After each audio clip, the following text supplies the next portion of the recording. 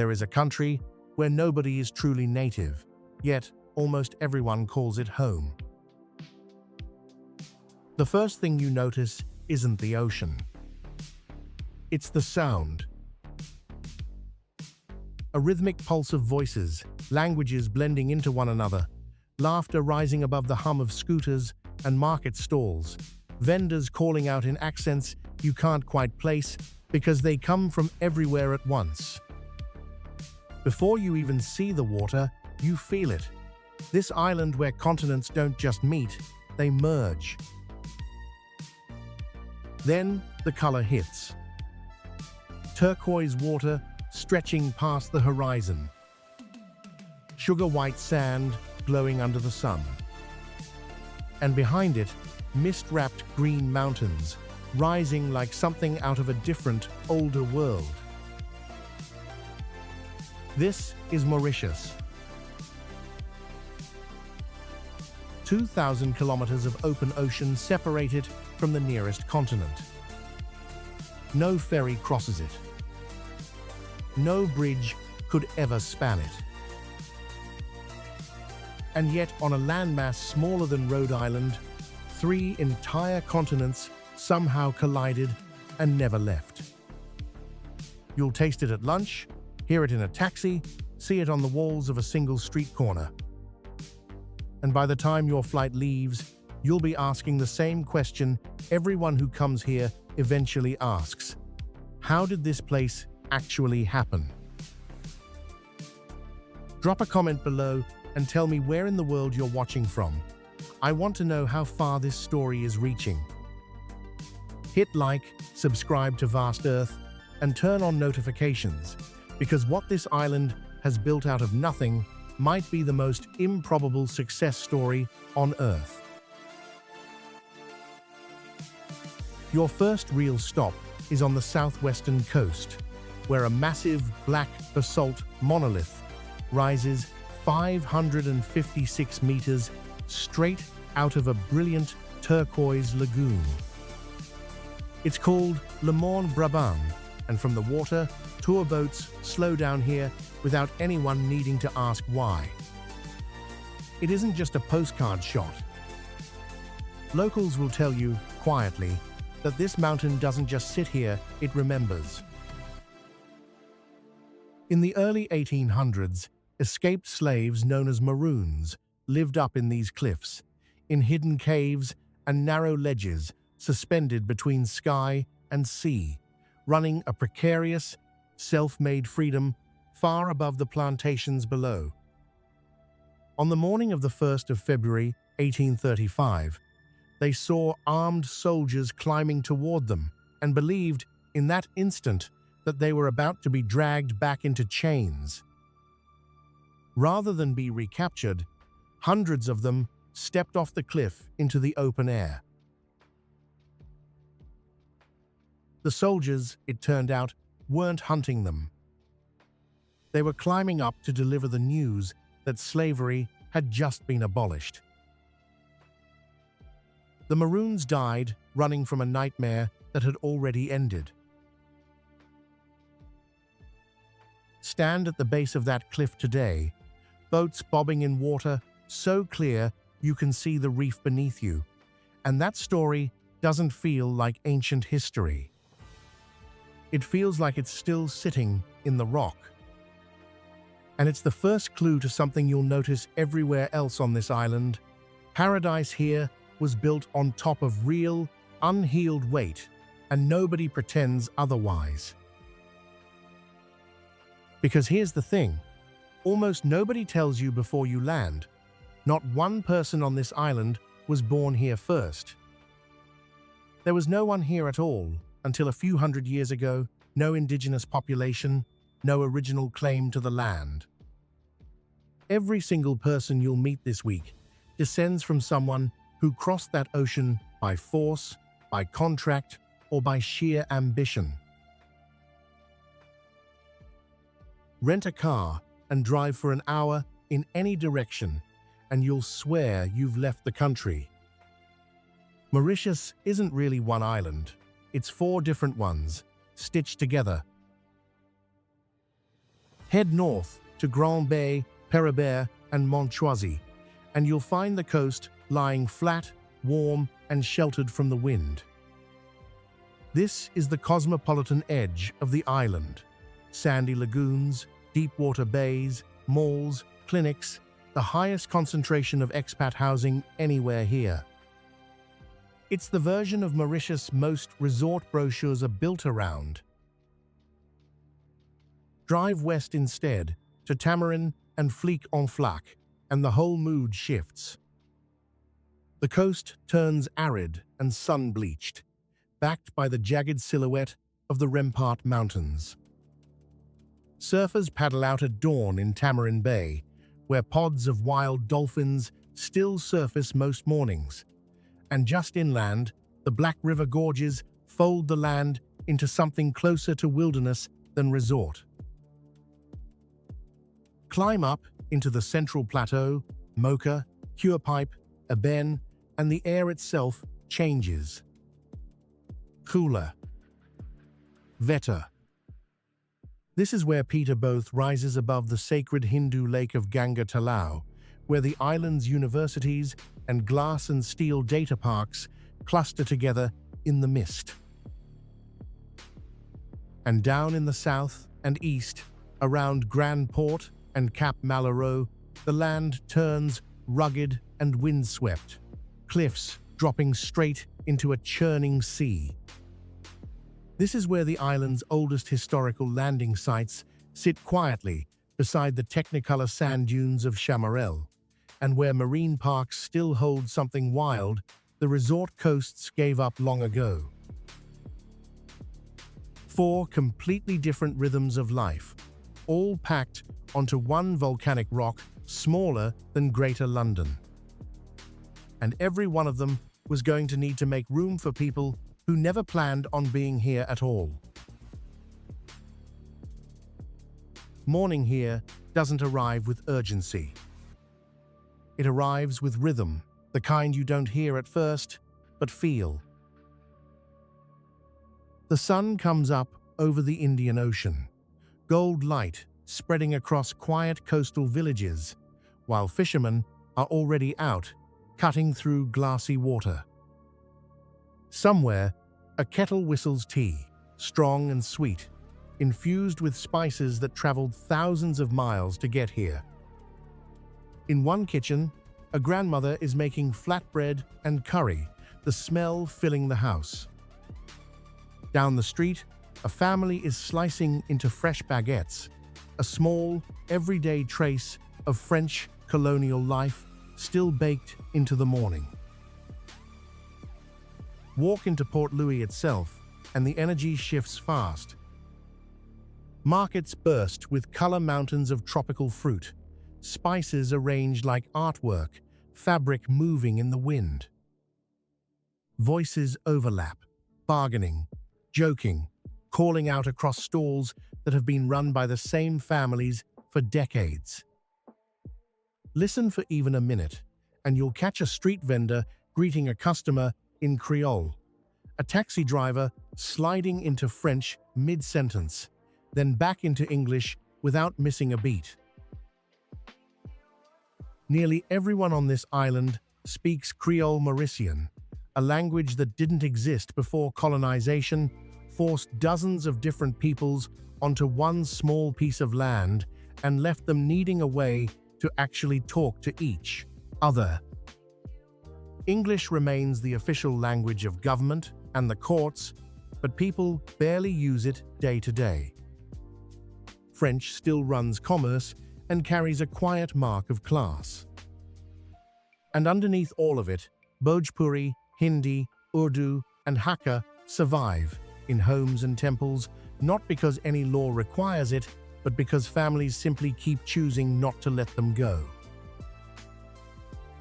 Sit down at a roadside stall for lunch, no menu, just trust, and a plate appears in front of you. Rice, lentils, a rich curry, pickles for a sharp burst of spice. Take a bite, and you'll notice something almost impossible to place. A hint of Chinese technique in the preparation, an African rhythm in the seasoning, a French touch in how it's plated. Nothing about it feels forced. It just belongs. That's the real texture of this island. Not four cultures sitting politely next to each other. Four cultures that have actually been cooking in the same pot for 200 years. You start asking questions over that lunch, and the answers all trace back to the same event. In 1835, when the British abolished slavery across their empire, the sugar plantations here faced total collapse. The entire economy had been built on forced labor that had just vanished overnight. The colonial solution was called, with a chilling kind of bureaucratic distance, the Great Experiment. Over the following decades, more than 500,000 indentured workers were recruited from India and shipped here to replace the labor force that had just been freed. 500,000 people. On an island that today holds a total population of only around 1.3 million. That's not a demographic footnote, that's a near-total remaking of who this island belonged to. Down at the waterfront in Port Louis, you can still walk the actual steps that they climbed off the boats, 16 weathered, grey basalt steps at a site called Aapravasi Ghat. Most of these labourers, coming from landlocked villages in northern India, had never even seen the ocean before boarding. In their culture, crossing it was called crossing the Kala Pani, the Black Water, and it wasn't just a voyage. It was a kind of spiritual exile.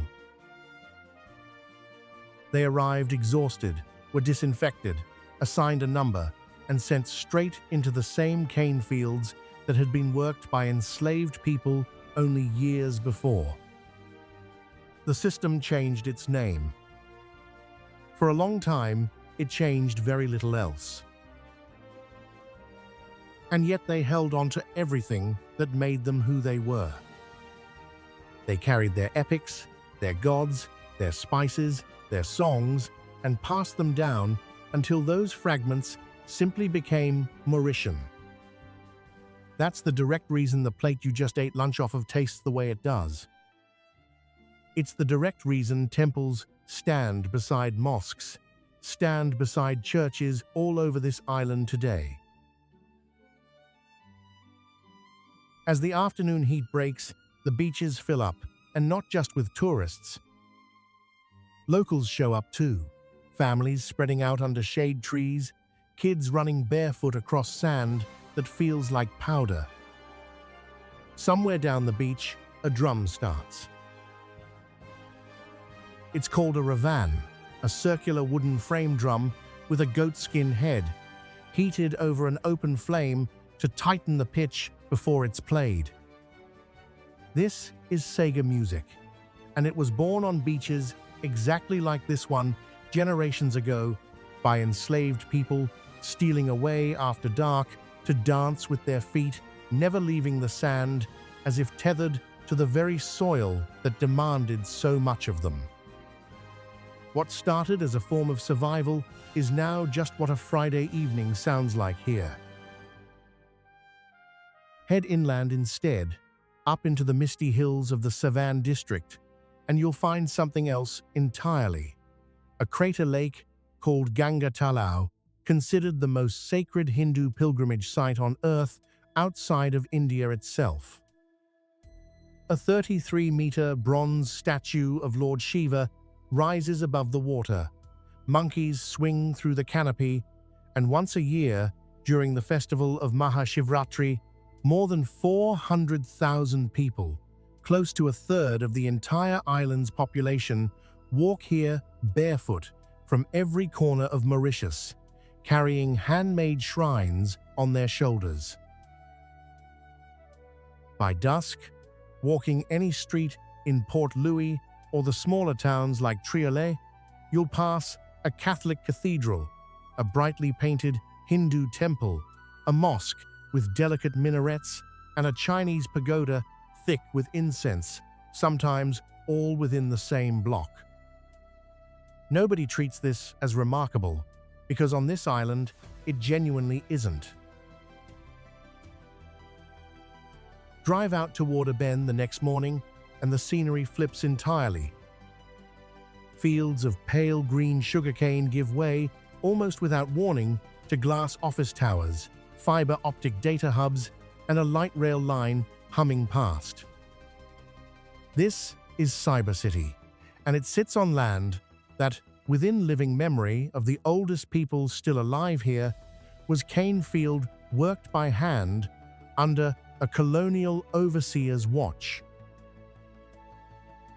When Mauritius became independent in 1968, the world's leading economists predicted this country had no realistic future.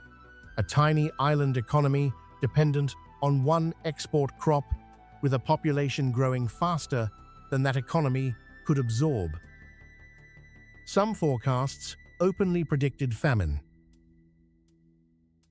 It didn't happen.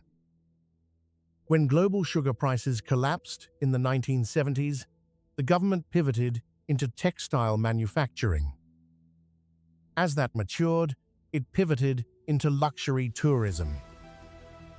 As tourism matured, it pivoted again into offshore banking, fintech, and international fund management. 3 complete economic reinventions in 60 years, funded the whole way by free healthcare, free public education, and free transport for anyone who needed it. Today, financial services alone make up roughly 10% of the entire national GDP, and in 2025, the Global Financial Centers Index ranked Mauritius as the top-performing financial center on the entire African continent. Walk through those glass towers, and it's genuinely disorienting. Analysts in tailored suits discussing cross-border fund structuring, standing on ground that grew sugarcane within living memory. And the country hasn't stopped reaching for its own history either. Decades before independence, Britain had quietly split the Chagos archipelago away from Mauritian territory and displaced its population entirely, leasing the main island to a foreign military.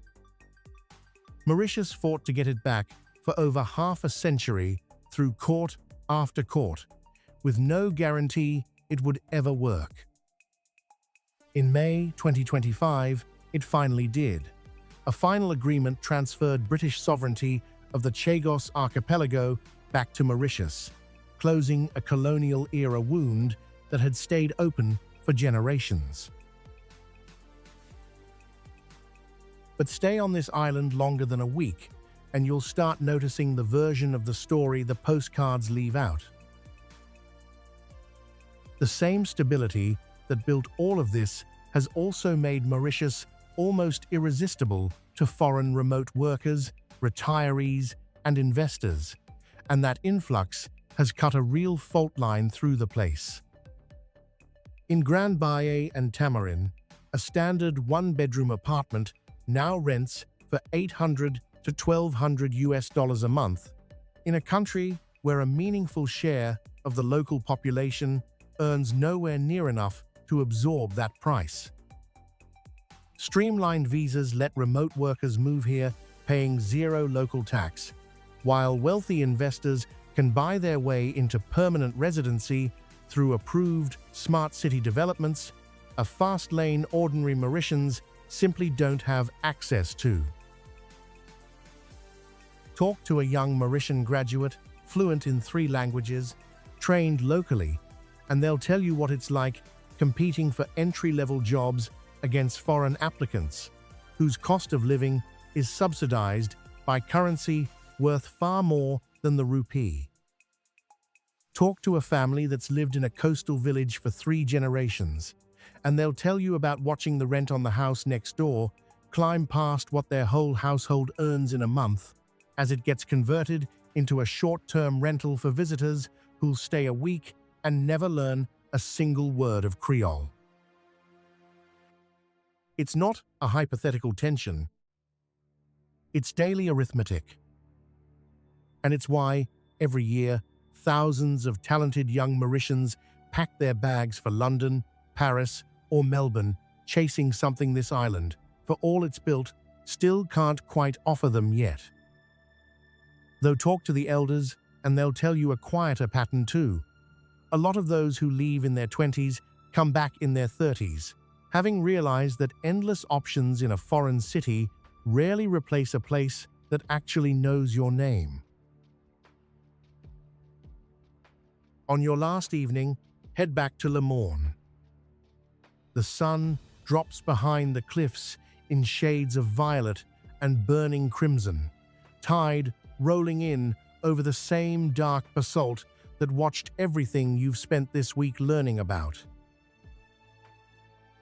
So, would a nation built entirely from displaced people, with no shared ancestry and no original claim to the land, actually hold together? Mauritius gives an answer that isn't the one most people expect. It didn't succeed by erasing its differences. It succeeded by refusing to let any single language, religion, or culture quietly disappear into some flattened national identity while still building something everyone could stand on together. Creole didn't replace Bhojpuri. French didn't erase Hakka. The temples, the mosques, and the churches all stayed standing, side by side, on purpose. That's what you actually came here to see, even if you didn't know it going in. Not just beaches. A nation still, in real time, deciding who gets to belong to the paradise it built. Long after the beaches fade from memory, most visitors remember something else. A conversation in 3 languages. A meal that somehow tasted like 3 continents at once. A mountain that still carries the memory of those who chose freedom over fear. Mauritius isn't remarkable because it's perfect. It's remarkable because it proved something the world still struggles to believe, that people from different histories can build one future without forgetting where they came from. Here, Africa, Asia, and Europe didn't simply meet. They became home to one another. So tell me, could a country built entirely from displaced people ever hold together where yours couldn't? Leave your answer below. I read every comment. If this changed the way you see this island, hit like and subscribe to Vast Earth and turn on notifications so you don't miss what we uncover next. Until then, remember that the most extraordinary places on Earth are never the easiest ones to reach. And home isn't the place where life is easy. It's the place that has always known you.